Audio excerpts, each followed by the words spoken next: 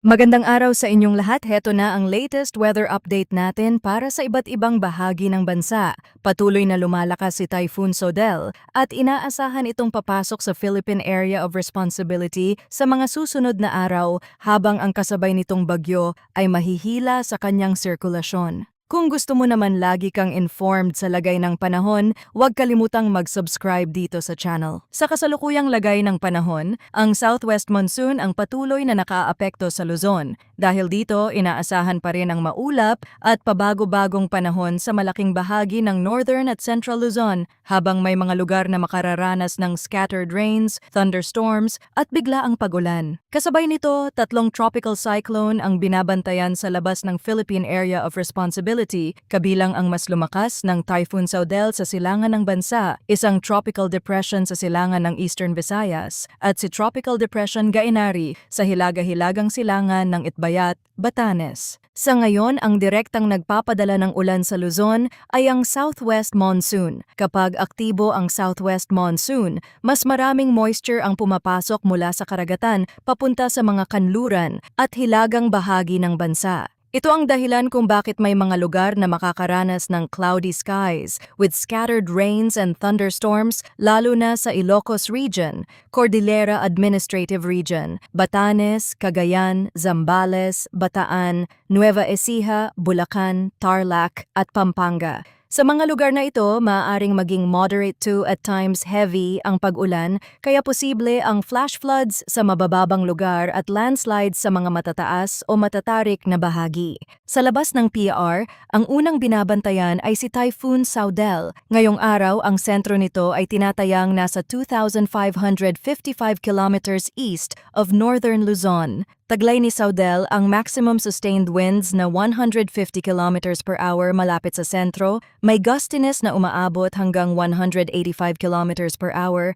at kumikilos northwestward sa bilis na 15 kilometers per hour. Ibig sabihin, malayo pa ito sa bansa pero malakas na itong bagyo at mahalagang bantayan dahil nasa silangang bahagi ito ng Pacific at patuloy na gumagalaw sa pangkalahatang direksyon ng hilagang kanluran. Ang pangalawang tropical cyclone sa labas ng Philippine Area of Responsibility ay isang tropical depression na nasa 1,055 kilometers east of Eastern Visayas. Taglay nito ang maximum sustained winds na 45 kilometers per hour. Malapit sa sentro, may gustiness na hanggang 55 kilometers per hour at kumikilos northwestward sa bilis na 30 kilometers per hour. Ito ang bagong bagyo na nabuo sa may timog silangang bahagi ng Philippine Area of Responsibility.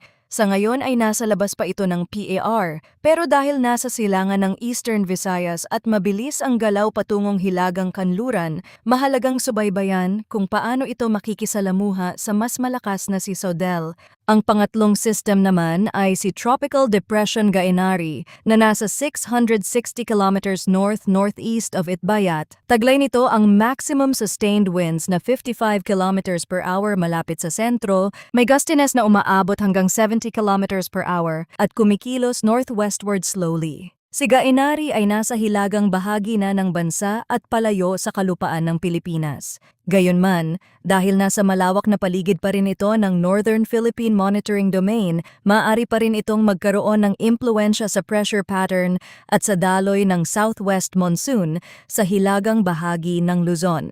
Sa Tropical Cyclone Outlook, makikita na napapalibutan pa rin ang Pilipinas ng mga system sa hilaga at silangang bahagi. Ang dating low-pressure area na si Neneng ay naging bagyo muli bilang si Gainari, pero ito ay palayo na sa bansa. Kahit papalayo, may impluensya pa rin ito sa daloy ng southwest monsoon, lalo na sa hilagang bahagi ng Luzon. Sa kabilang panig naman, mas lumalakas si Typhoon Sodel sa malayong silangan habang mayroon ding bagong tropical depression sa silangan ng Eastern Visayas. Dahil dito, mas nagiging aktibo ang tropical pattern sa paligid ng bansa kahit wala pang direktang tumatama sa kalupaan. Ang bagong tropical depression sa silangan ay inaasahang mahihila ng mas malakas na si Typhoon Sodel habang kumikilos ito pahilagang kanluran. Kapag may dalawang system na magkalapit sa malayong silangan, maaaring magkaroon ng interaction sa kanilang galaw. Sa ganitong setup, pwedeng maapektuhan ang direksyon, bilis, at posibleng lapit ng isa sa mga system sa PAR. Kung alinman sa mga system na ito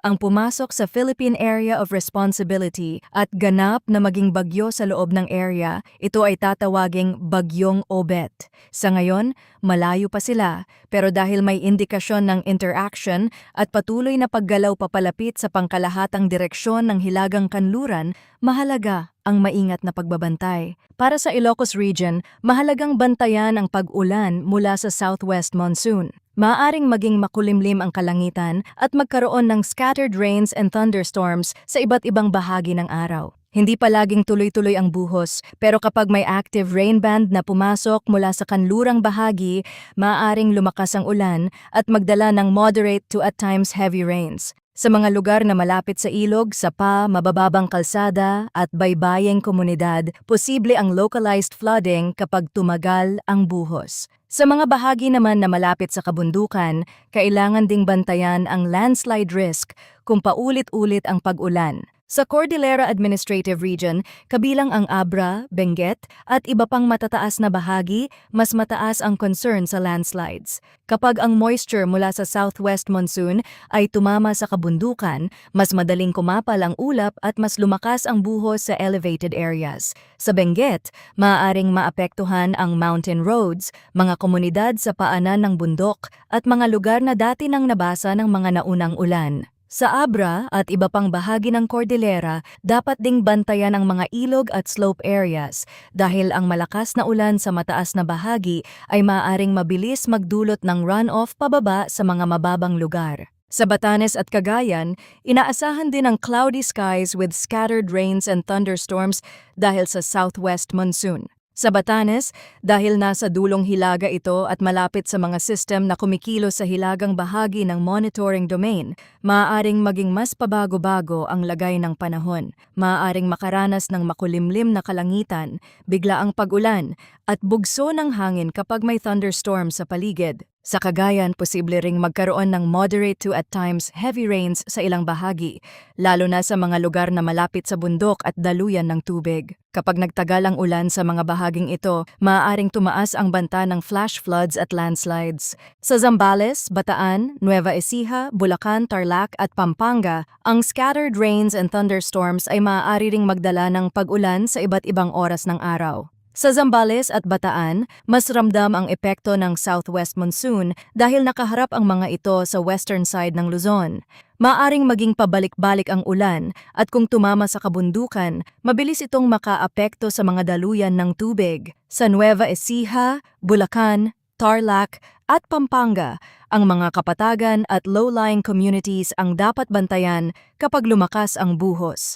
Posible ang water buildup sa ilang kalsada at residential areas kapag sabay-sabay ang ulan sa ilang bahagi. Para naman sa Metro Manila at sa rest of Luzon, inaasahan ang partly cloudy to cloudy skies with isolated rain showers or thunderstorms, dulot pa rin ng southwest monsoon. Ibig sabihin, hindi kasing lawak ang ulan dito kumpara sa mga lugar na may scattered rains pero may posibilidad pa rin ng biglaang buhos. Sa Metro Manila, maaaring magsimula ang araw o hapon na bahagyang maulap lamang pero pwedeng biglang magkaroon ng thunderstorm. Kapag severe ang thunderstorm, posible ang localized flooding sa mga kalsadang mababa, underpass, at lugar na mahina ang drainage. Maaari ring magkaroon ng kulog, kidlat, at biglaang bugso ng hangin sa mismong lugar na tatamaan. Sa ibang bahagi ng Luzon, ang isolated rain showers or thunderstorms ay magiging pabugso-bugso.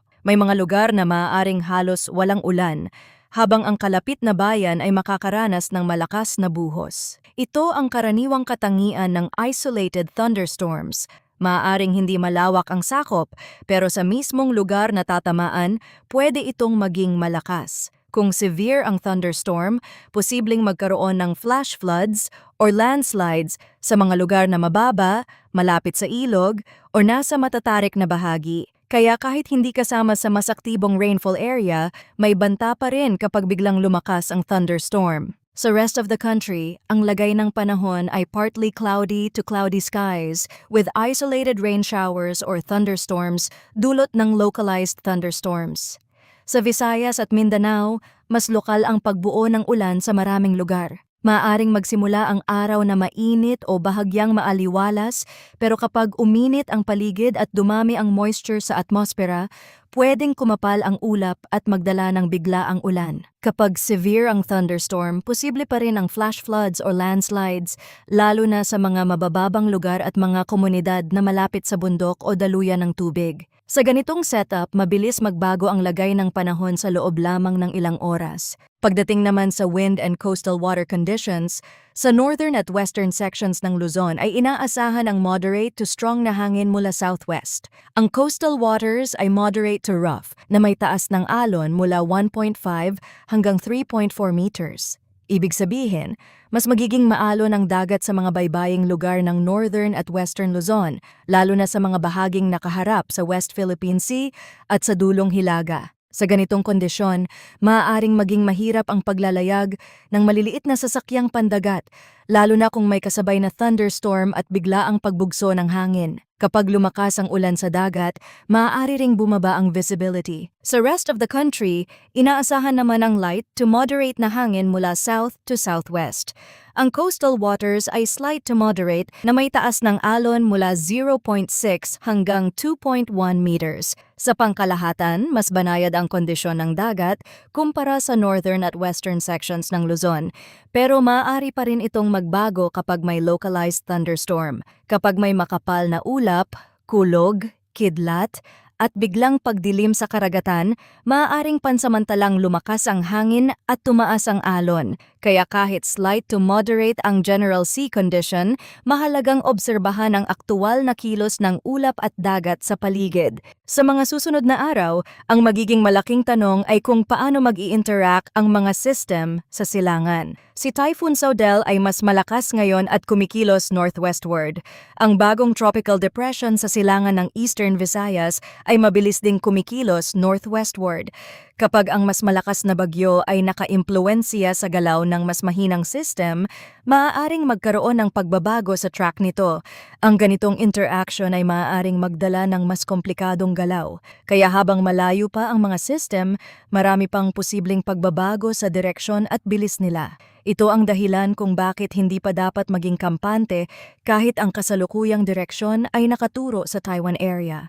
Kung si Saudel o ang bagong tropical depression ay pumasok sa PAR, mas magiging mahalaga ang magiging posisyon nila kaugnay ng Northern Luzon. Kapag ang track ay mas hilaga, maaaring mas nakatuon ang epekto sa karagatan at sa Taiwan area. Pero kung bahagyang bababa sa south ang galaw, mas lalapit ito sa hilagang bahagi ng bansa at mas lalong mapapalakas ang southwest monsoon. Sa ganitong senaryo, ang pag-ulan sa Ilocos Region, Cordillera Administrative Region, Batanes, Cagayan, Zambales, Bataan, at iba pang western sections ng Luzon ay maaaring maging mas aktibo. Posible ring lumakas ang hangin at lumaki ang alon sa northern at western coastal waters. Ang dating neneng na ngayoy kaugnay ng Gaenari sa Hilaga ay nagpapakita rin na nananatiling aktibo ang paligid ng Northern Luzon.